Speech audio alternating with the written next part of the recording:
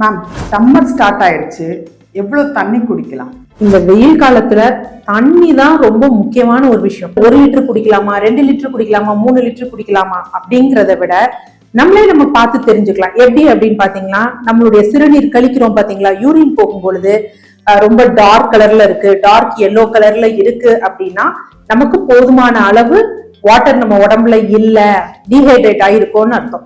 அதாவது light yellow colour இல்ல நார்மலா ஒயிட்டா போகுதோ அது வரைக்கும், ஒயிட் அப்படிங்கிறது வெண்மை நிறம் கிடையாது, டிரான்ஸ்பரண்டா போகுதோ அது வரைக்கும் தண்ணீர் குடிக்கலாம். ஆனா குறைஞ்சபட்சம் நம்ம எவ்வளவு அப்படின்னு பாத்தீங்கன்னா ஒரு 1.5 லிட்டராவது குடிக்கணும். ஆனா ரொம்ப முக்கியமானது யூரினை பார்த்துதான் நம்மளோட தேவை என்னங்கிறத நம்ம தெரிஞ்சுக்கலாம். இந்த சம்மருக்கு காஃபி, டீ, கூல் ட்ரிங்க் அந்த மாதிரி எதுவும் எடுத்துக்கலாமா? காஃபி ஒரு டயூரெட்டிக், அதாவது யூரினை பெருக்கி வெளியே தள்ளும். நார்மலாவே இந்த காலத்துல நம்ம டீஹைட்ரேட் ஆயிருக்கப்ப காஃபி குடிக்கும் பொழுது இன்னும் அதிகமா நம்ம என்ன செய்வோம் அப்படின்னா யூரின் வெளியே போய் நம்ம டீஹைட்ரேட் ஆயிருவோம். அடுத்து ஜூசஸ், இந்த கூல்ட்ரிங்க்ஸ் இந்த பொறுத்த வரைக்கும் என்ன அப்படின்னா உடம்புக்கு குளிர்ச்சியா கொடுக்கக்கூடிய நம்ம பானத்தை எடுத்துக்கலாம். இப்ப நன்னாரி வேற ஊற வச்சு குடிக்கிறோம், அந்த மாதிரி எல்லாம் எடுத்துக்கலாமே தவிர சில்லுன்னு குடிக்கணும் அப்படிங்கிற அவசியம் கிடையவே கிடையாது. அதே மாதிரி நம்ம ஜூசஸ் குடிக்கிறோம், கூல்ட்ரிங்க்ஸ் குடிக்கிறோம்னா அதிகமா சுகர் சேர்ந்தது குடிச்சோம் அப்படின்னா அதுவும் நமக்கு என்ன பண்ணும் அப்படின்னு பாத்தீங்கன்னா நீரை பெருக்கி வெளியே தள்ளி நம்மள டீஹைட்ரேட் ஆகும். ஸோ பெஸ்ட் என்ன அப்படின்னு பாத்தீங்கன்னா நீர் தான்.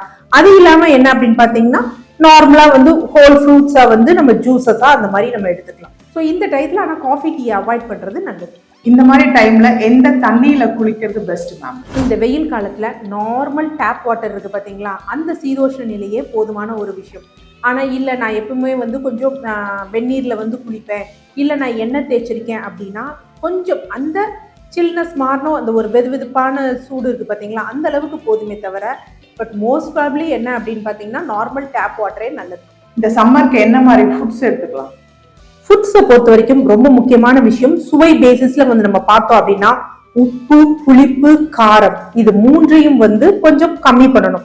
அதே மாதிரி இனிப்பு, பழங்களோட இனிப்பு ஓகே, பட் இந்த ஸ்வீட்ஸ் அந்த மாதிரி விஷயத்த அவாய்ட் பண்ணும். துவர்ப்பு போன்ற விஷயங்களை நம்ம உணவு டேஸ்ட் பொறுத்து எடுத்துக்கலாம். செரிப்பதற்கு ரொம்ப எளிமையான உணவு, நார்ச்சத்துள்ள காய்கறிகள், கீரைகள், பழங்கள் அந்த மாதிரி விஷயத்த இந்த இதுல எடுத்துக்கலாம். ரொம்ப புரோட்டீன் வேணும் அப்படின்னு சொல்லிட்டு அதிகமா காரம் அந்த மாதிரி போட்டு எடுத்தோம் அப்படின்னா நமக்கு பாடி ரொம்ப ஹீட் ஆகும், ரொம்ப அதிகமா என்ன அப்படின்னு பாத்தீங்கன்னா டீஹைட்ரேட் ஆகும். ஸோ அதனால செரிமானத்துக்கு சிறந்த உணவு போதும் கேழ்வரகு கூழ், கம்பங்கூழ் இந்த மாதிரி ஃபர்மெண்டான புளிப்பேற்றிய உணவுகள் சாப்பிடும் பொழுது நம்ம கட் பாக்டீரியா நல்லா இருக்கும், அதனால உடம்பு குளிர்ச்சியா இருக்கும்.